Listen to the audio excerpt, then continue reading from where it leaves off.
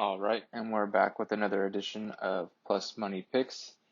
This week we have Hall versus Strickland. Last card was another losing card for me. Once again, not a terrible loss, just a few units. And I definitely got burned on the close decisions. I had Maverick and I had Sandhagen, and with both of those hitting, I would have had a profitable night. So just kind of got screwed over by the judges. So yeah, I don't look at that as totally bad bets. There are just a couple spots where I got burned that I wasn't expected to. So I'm just going to be a little bit more careful on this card. This card, initially, I thought there wasn't going to be a lot of good lines, but as people have kind of hopped on it, some of the lines have gotten a bit better. So we'll start off with Ryan Benoit and Zaruk Adeshev. So when this matchup was set up initially, I was already leaning towards Ryan Benoit, and I don't think that's necessarily going to change. Ryan Benoit 10-7 and Zaruk Adeshev 3-3, so both about 50-50 fighters that are about the same age. Same height. It's going to be Ryan Benoit with the reach advantage in this one. And currently, Ryan Benoit it's a pretty closely lined fight right now. I think people are taking that bad weight cut heavily into account. So currently, Ryan Benoit is minus 131 and Zaruk Adeshev is plus 111.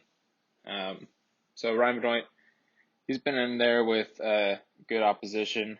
His finish losses are by sub in the UFC. I think just in general, he's not really someone that gets knocked out. Way more experience. And then, like I said, he'll have the reach advantage in this one. I just like that he'll be able to work in grappling. He at least has more experience with that, and Zaruk Adeshev just doesn't have any grappling game. I really like that Benoit isn't someone that's been dropped even in the UFC. So Adeshev, in his 3 losses, 2 of those 3 losses are by finish, 1 by sub, 1 by knockout. That knockout came really early to Tyson Nam. Not exactly the best look, but it is how Tyson Nam's going to win fights. Zaruk Adeshev, his MMA wins have a combined record of 4 and 8, and that's with 3 wins coming from one guy. So he doesn't really have any quality wins so far. Not that he looks like total trash, but there's not much going on his side. And yeah, this is the quick knockout against Tyson Nam is something I'm just not going to bet Adeshev. And I'm going to go with the more experienced guy in Ryan Benoit. So then next on the card, we have Orion Kosuke versus Philip Rowe. And digging into this one, this is definitely like a dogger pass spot, even though Kosuke's 7-0. He opened up at minus 200, I believe. And that's how I was able to get Phil Rowe at plus 170. And just when I was looking into this fight, so it's clear that Kosuke wants to work in grappling. He likes to be able to take down opponents, but then he's just not that great on the ground. He can get reversed by lower level competition. He doesn't appear to have cardio, just like his brother. Fight's really similar to him. And he's just not worth betting on him as a favorite. I think all of his wins are by finish, and Phil Rowe's just not all that easy to put away. All of Phil Rowe's wins are by finish, but he can go 3 rounds. I think he does have the better cardio. His knockout loss was in his first fight, so it's not like he's shown that he could get finished recently. He has decent hands himself, and it's not like he has a great takedown defense, but he's just really smooth on the ground, and he gets a lot of clean reversals. So I think that there's a chance that he can even catch Kosuke by sub, especially in the later rounds when he's tiring out. I think he could roll into something. And what really solidified that I was going to bet on Rowe is he's got a 9.5-inch reach advantage. So, currently people have kind of noticed the same thing. So Kosuke's all the way down to minus 161. and Philip Rose all the way up to plus 141. So yeah, people have kind of gotten in on that line movement already, and I'm just glad that I caught that early for Phil Rowe. I think he probably does even get it. If he does win, I could see it being inside the distance.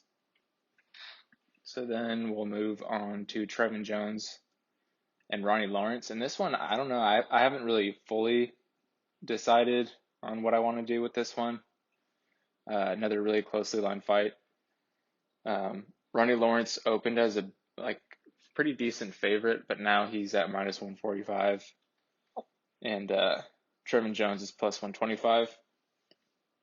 And there's a good argument for this being a dog or pass spot, I think, just because Trevin Jones is someone that has really good power and can kind of swing the fight in his direction at any point in the fight. They're actually both about the same age, around the same height and same reach. Ronnie Lawrence is just a guy that wants to keep pressuring you and take you down repeatedly. Not exactly a guy that has crazy top control, but he's fine with taking you down 10 times in a fight just to tire you out. Trevin Jones, not really someone that tires out super easily. You saw that in the Valia fight. He just kept going even when he was really hurt. But he is someone that I've seen taken down, and he's been controlled a little bit on the ground. But yeah, Trevin Jones, he has his own decent jiu-jitsu and takedown game.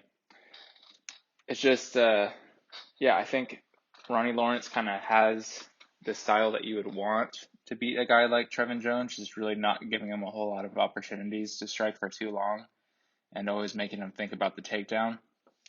So my initial lean right now is definitely to take Ronnie Lawrence. He's a guy that hasn't been finished. He's got some knockouts of his own. He's got the good movement, good cardio. And I think this is going to be a pretty close fight just because Jones takes shots pretty well. He knows how to stay composed in fights. So I don't think he's going to look super defeated even if he's been getting taken down for 2 rounds straight. But I kind of have a feeling that Ronnie Lawrence will edge this out just with his grappling. So then we'll move on to the next fight. This is a long card. I'm going to be super out of breath by the end of it. So we have Ashley Yoder and Jinyu Fry. Neither one of these fighters is super remarkable. Ashley Yoder is 8-7. Jinyu Fry is 10-6. And hasn't really done much in the UFC so far. Yoder's going to have a few inches in height and a few inches in reach over Fry. And yeah, I mean, both of these women have, they can grapple a bit, but I think Yoder, I just kind of feel like she might have the edge in this one. She's a little bit stronger, I think, and she's just more comfortable being at this weight. Jinyu Fry has competed at atom weight before. Yeah, both of these women are really low volume, but I think Fry's even more low volume and does less with the strikes that she throws. She's not really a finished threat at all. She has a horrible striking defense. She has a 44% striking defense, which Yoder doesn't necessarily have that much better of one. She's got a 46% striking defense, but look at Fry. She hasn't ever broken 30 significant strikes in her UFC fights. I just don't really think she'll do enough to edge out a decision against Yoder. I think Yoder could really, she'll have better grappling. I think she'll do better in scramble situations, and she could just end up on the back of Fry and kind of just coast out. I think, yeah, and Yoder's just more of a threat of catching a submission. And with her having that reach advantage, I think I kind of like her more on the feet too. It's just, I don't think she's going to be intimidated by Fry at all. And now that I'm looking at it too, Fry's actually getting up there in age. She's 36, and Ashley Yoder is not even 34 yet. So, yeah, I'm definitely leaning Ashley Yoder. I wouldn't parlay her or anything, but I would take her by decision And possibly if you see a really good submission line, might be worth a shot. And if I haven't mentioned the odds on that one right now, Yoder's all the way down to -126. She had been a bit higher, and I had actually bet her when she was at -140. So if that line gets a little bit better, I might add to my bet. So next we have Denny Chavez versus Kai Kamaka. I had actually bet Kamaka in his last fight, and yeah, pretty bummed that he didn't get that decision against TJ Brown. I do think that there's an argument that Kamaka pulled that fight off, and yeah, I think this is going to be another pretty close fight, to be honest. Danny Chavez 11-4, Kai Kamaka 8-4, and Kamaka's coming off of 2 straight losses. The Jonathan Pierce one was obviously a lot worse than his recent loss to TJ Brown. And Danny Chavez, he's 1-1 in the UFC. He had a pretty dominant win over TJ Brown, and then ended up getting dominated by Jared Gordon, which honestly I don't think there's a whole lot of shame in that, because Jared he's kind of a beast, and sometimes he will be able to kind of take control of fights. As far as how they match up size-wise, it's going to be Chavez with an inch of height, and then Kai Kamaka's got a short reach advantage. So pretty much the exact same size. And yeah, I'm kind of thinking in this one, you just go dog or pass. And at this point, Danny Chavez is in that +100 range, and Kai Kamaka is in the -120 range. Kai Kamaka will be higher volume, but he only has one finished win, which was a submission. He's also a little bit younger. Like I said, reach advantage. When you're looking at his stats, he got 5 takedowns on Kelly, but Kelly's given up 5 takedowns in both of his UFC fights, so I don't necessarily think that that's all that impressive.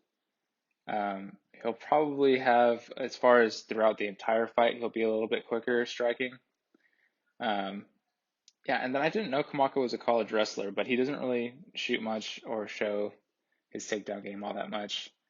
Danny Chavez, his only finished loss is by sub as well. That was to an undefeated fighter that's 9-0 by sub, so I don't think Kai Kamaka is that level of submission threat.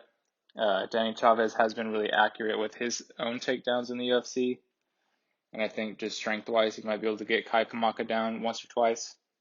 I really like Danny Chavez's leg kicks when he's throwing them. He'll throw really heavy leg kicks, and I think he also does have more powerful hands, so even though he's a little bit more low volume, I think his strikes are going to stand out a bit more when they land. He tends to really slow down in fights, though, which I don't like, and he got controlled by Jared Gordon on the ground because of that. So I'm not really that confident with Danny Chavez.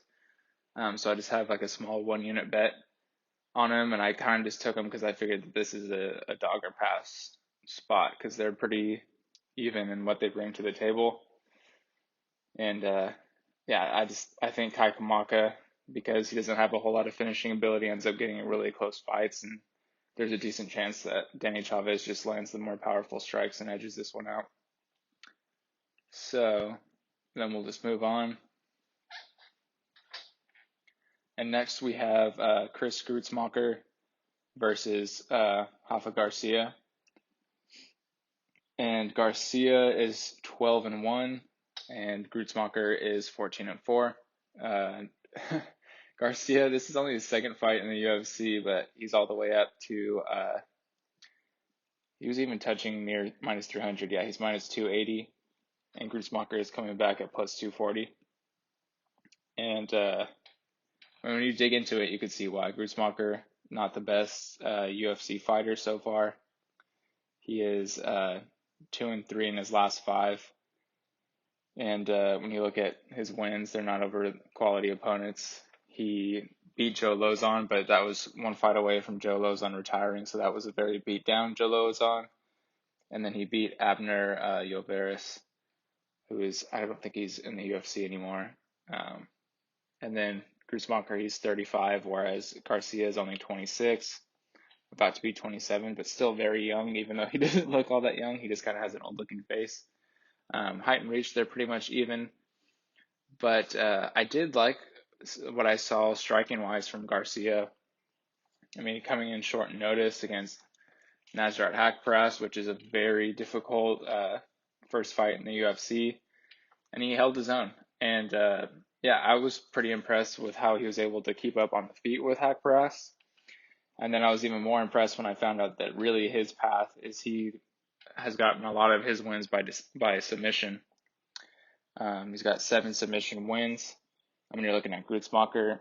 He has he has 3 submission losses and a knockout loss. Schutzmacher himself, no takedowns in the UFC, not that great of a grappler.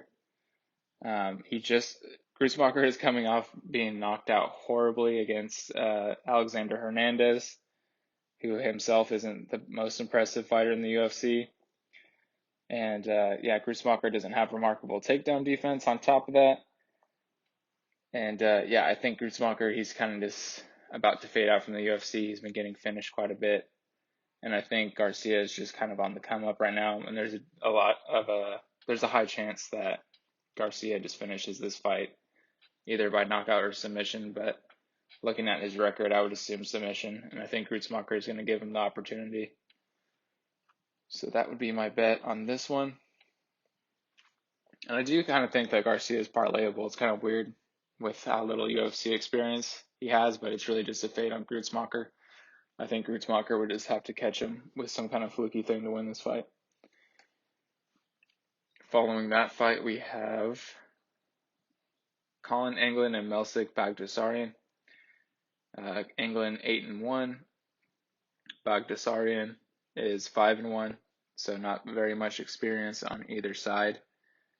Both these guys were Contender Series alums, and yeah, this one was difficult because there's just not a lot of tape on either one of these guys. Baghdasarian's the favorite, and I think that comes mostly from his striking background, and he's great striking, and I saw a little bit on him striking wise, but it was in that video it was against a very low level opponent, so kind of hard to get a read on that. Yeah, Baghdasarian was a guy that had all finishes until his Contender Series fight. I think he has missed weight before, so I don't like to see that. But yeah, he's going to be bringing in some strong striking. Englund, I like seeing on his record that he's been to decision a handful of times, and he's also someone that's capable of mixing in takedowns. This is a pretty closely lined fight. I do think that this is probably a dog or pass situation, but I don't think I'm going to bet on this one just because I wasn't able to see enough tape on either guy. And yeah, it's just not enough for me to get a read. So unless I hear some more analysis from people that were able to have access to more tape, I don't think I'm going to end up betting this one at all. But I would say from how I've been looking at it, it's just a dog or pass opportunity.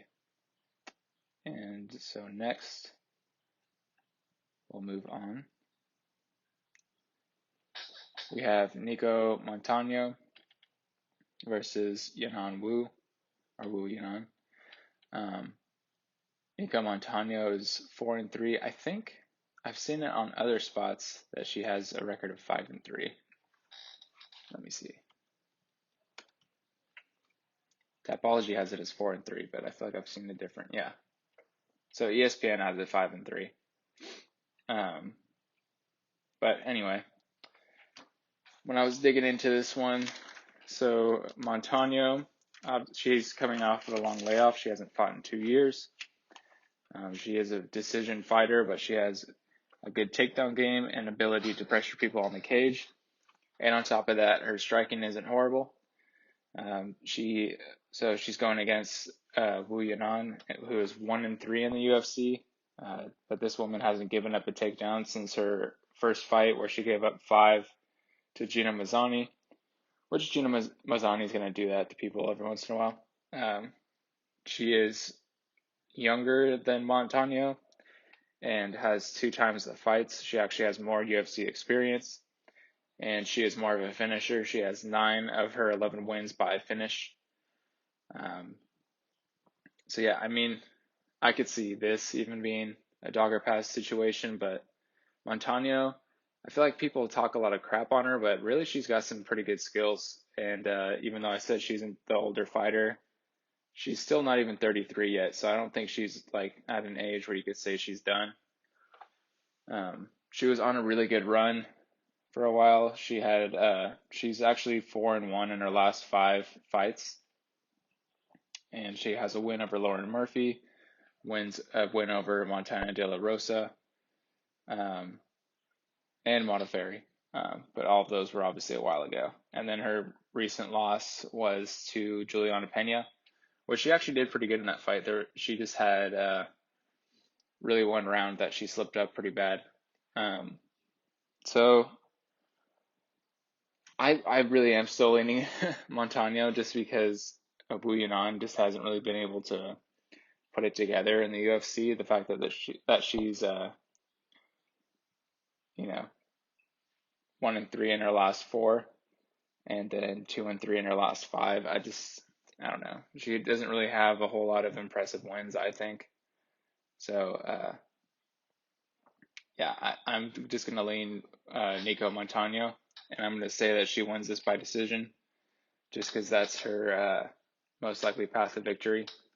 And taking her by decision was how I could get plus money on betting Montano. Because right now she's minus 235, and then Yanan Wu is plus 200. And I think taking minus 235 doesn't really make sense when she's probably going to win it by decision, just because Yanan is really durable, and Montano just wants to grind you out. So that's how I'm leaning for this one. Okay, and then we have Mounir Lazzez versus Nicholas Stolze. Stolze is 12-4, and Lazzez is 10-2. Lazzez has been in that minus 200 range for a while, and I think might have even started climbing a bit more. Take a look at the line. Yeah, he's exactly at minus 200, and Stolze is at plus 170. So height and reach, basically the same for these guys. As far as age, Lazzez is a bit older, but he's a guy that doesn't have too much mileage on him, so I don't think his age is really something that should scare you away. Lazzez, definitely the more intimidating striker. His only finished loss was to Alves in that recent fight. Just took a horrible body shot. And honestly, Alves does that to people. He's caught some really good UFC fighters before, so I don't think there's any shame in that. And yeah, his other loss was to a guy that, like, when you look at that guy's record, it's a pretty legitimate loss to have on your record. So yeah, and then Stolze, he just doesn't have the most impressive record outside of the UFC. I didn't really get too much stock out of any of his recent wins. And then just kind of got controlled by Amiv, which no shame in that. But yeah, I don't really see a whole lot that Stolze is going to bring to the table that should threaten Lazzez that much. Stolze himself, he does have 9 of his 12 wins by finish, and I do like seeing that. It's 4 knockouts, 5 submissions. I guess if he could pull off a submission on Lazzez, that's probably his most likely path, because Lazzez is a pretty he's just known for his striking more than his grappling. And then Stolze himself hasn't been finished, so maybe you'd want to look at Lazzez by decision.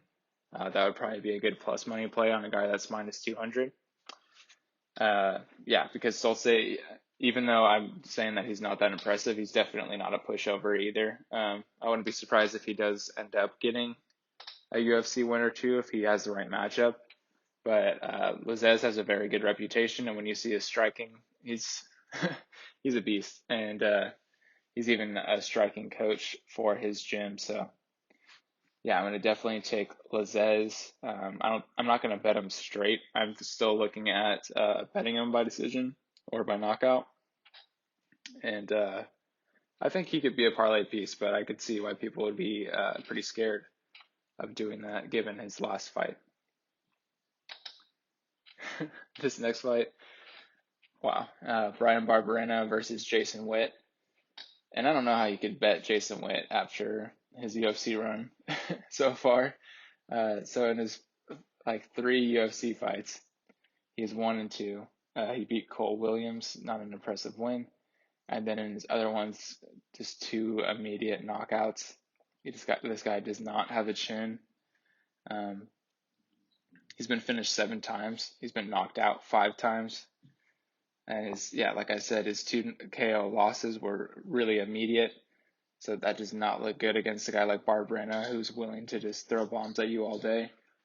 When you're looking at Witt, statistically, he actually has a 29% striking defense in the UFC, which is just horrible. And then Barberena, he's got 10 knockout wins out of his 12 finish wins. He himself does have some finish losses, but his knockout losses are to Randy Brown and Vicente Luque, so reasonable knockout losses. Barberena's going to throw more volume. He'll have the reach advantage. And then on top of that, he's just actually a legitimate UFC fighter. So I think this one's really straightforward. And then on top of that too, Barberena is going to be the younger guy. So I think it's very straightforward. I'm already going to take Barberena by knockout. And the public definitely sees it that way too, because Barberena is all the way up to minus 275. With Jason Witt coming back at plus 235. I guess, this fight's going to be violence. So if someone really did feel like it, you could bet Jason Witt and probably bet him by knockout. But Barberena is a beast. And I think this is the perfect matchup for him. And I think he gets Witt out of there early. So then our next fight is going to be Kyung Ho Kong versus Hani Yaya. And this is at 135. So Kong is 17-8, and Yaya is 27-10-1. And Yaya's coming up on 37 years old, and Kong is coming up on 34. So Kong is 3 inches taller, and he's going to actually have a 5-inch reach advantage in this one. And that kind of starts why I'm leaning towards Kong. I think he definitely has a little bit cleaner of striking. And then on top of that, we'll have a decent reach advantage. I don't think that that's a good thing for a guy like Yaya, who is very dependent on trying to get it to the ground. And then on top of that, Kong is he's pretty good at getting takedowns and sticking to his opponents, not really giving a whole lot of room for submissions. And he's got a lot of submission wins of his own. I think he has 11 submission wins and only 1 submission loss.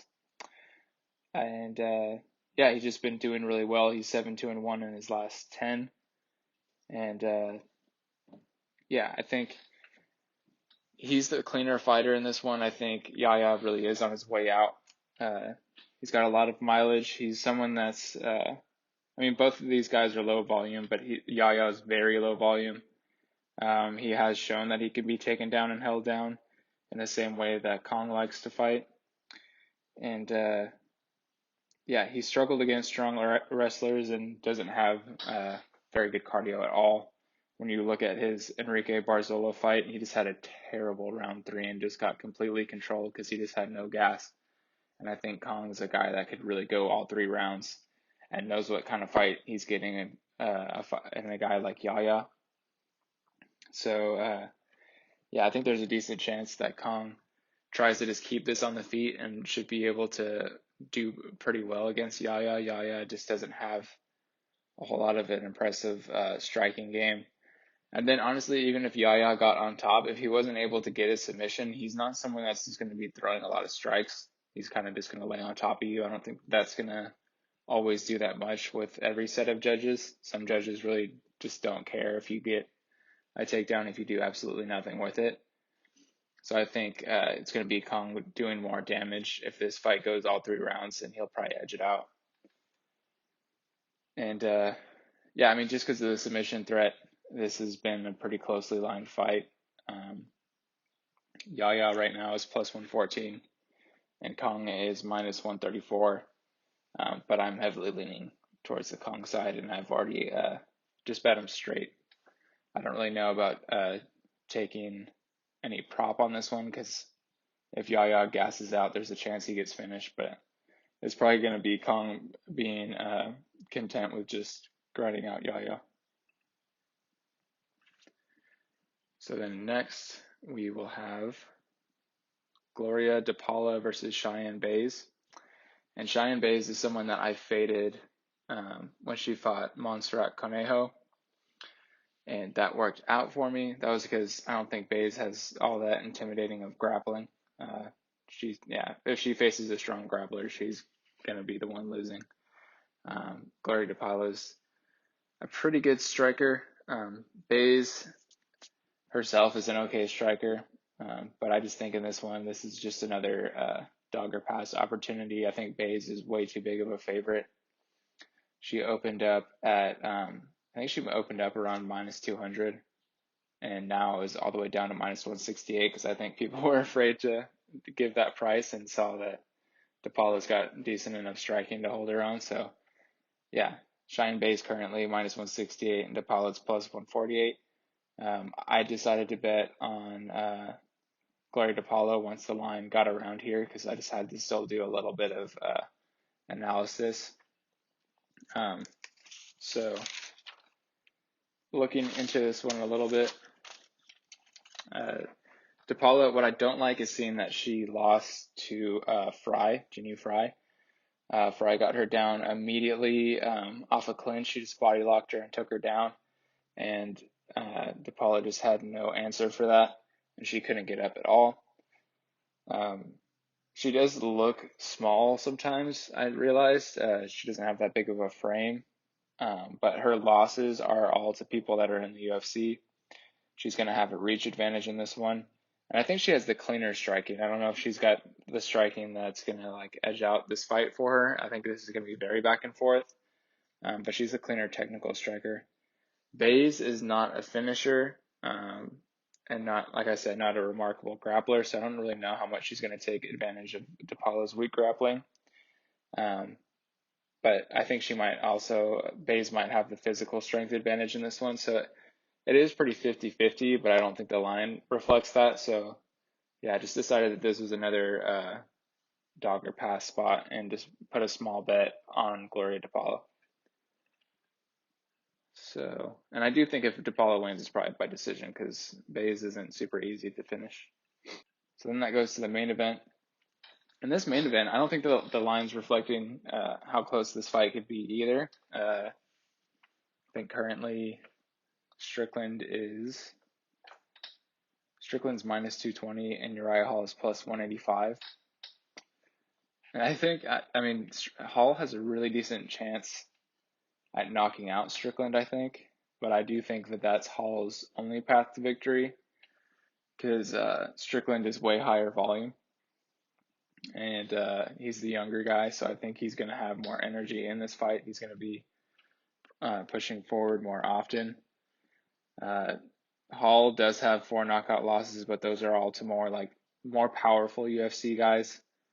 And what doesn't look good is that 3 of those were right before this streak that he was on, and this streak that Uriah Hall's on, it's not impressive wins, and or it's not impressive competition. He got a win over Pavon Lewis, who's not that impressive of a UFC fighter, and then had a split decision win over Antonio Carlos Jr., which isn't the best look either, and then knocked out Anderson Silva, but wasn't really dominating that fight until right around the finish. And then obviously the Chris Weidman leg break, and that was just kind of a scary moment. Whereas Sean Strickland been looking really good on a 4-fight win streak of his own, over not really that impressive of people either, I guess. But yeah, going to be high volume. Strickland's a guy with good takedown defense, although I don't think that's really going to play a factor. It's just that what's going to play a factor is he has really good striking defense. And he's going to have the boxing advantage for sure. Yeah. The only thing I don't really like about Strickland is he stands straight up, and I think that could kind of open him up to get caught by a kick of Uriah Hall, especially because Uriah Hall's one of those guys that could catch you with a spinning kick. And I think if Strickland's always standing tall in the same position, then that's going to lead to an opportunity. But hopefully Strickland's strike and defense plays a factor and prevents that from happening. It will be Hall with the reach advantage in this one, but I kind of think that Strickland's going to negate that by just already, like I said, he'll have the boxing advantage. I don't know how much success Hall's really going to have with his hands. I really do think that if he has success, it's going to come with his kicking game playing a factor. And it's really hard for me to take Uriah Hall in this one because he's someone with a negative strike differential. When you're looking at these guys as far as 5-round experience, Strickland hasn't signed to any UFC 5-rounders, but he's been 5 rounds before. And then Uriah Hall has had 5-round fights, but hasn't ever gone past round 4. So I don't know how either of these guys are really going to look if this goes to round 5. But I think Strickland, I don't know, he seems like his style would probably do a bit better in that situation, especially because he's a younger, fresher fighter. So yeah, I think it's going to be, the tail of this fight is going to be Strickland's boxing, just edging it out for him. I do think that it's probably a decision, but I think it will be interesting, like I said, to see how these guys hold up over 5 rounds. I think this could easily be another dog or pass situation because, like I said, Hall really does have a chance of knocking him out. Sean Strickland does have a knockout loss, I believe. Let's see. He has... Hold on. Yeah, he does have one knockout loss to Zaleski dos Santos. That was a few years ago. And yeah, he's not someone that's super easy to finish, so I don't know. It would have to be a perfectly timed strike, I think. Just because, looking at the Anderson Silva fight, it really was, I think, just Silva being done, because Silva was kind of holding on his own with him. So I think Uriah Hall could kind of get exposed by someone on the come up like Sean Strickland in this one. So I'll take Sean Strickland, and yeah, I'm not the most confident pick. I'm thinking of possibly adding in a prop with him by decision, but if the knockout line looks a lot better for Strickland, then it would be hard to pass up. So those are all of my picks for this card. I'm hoping that things turn around and I have another profitable week. Had a couple just slight negative cards recently, but this last one definitely was just a case of judges kind of screwing me over. And so yeah, hopefully we have a bit better of judging in this one. And hopefully it's even just like a lot of finishes, so it doesn't even end up in the hands of the judges. So yeah, good luck to everyone out there on your bets. Hope everyone has a good one. Please remember to like and subscribe if you like the content. And I will see everyone next week.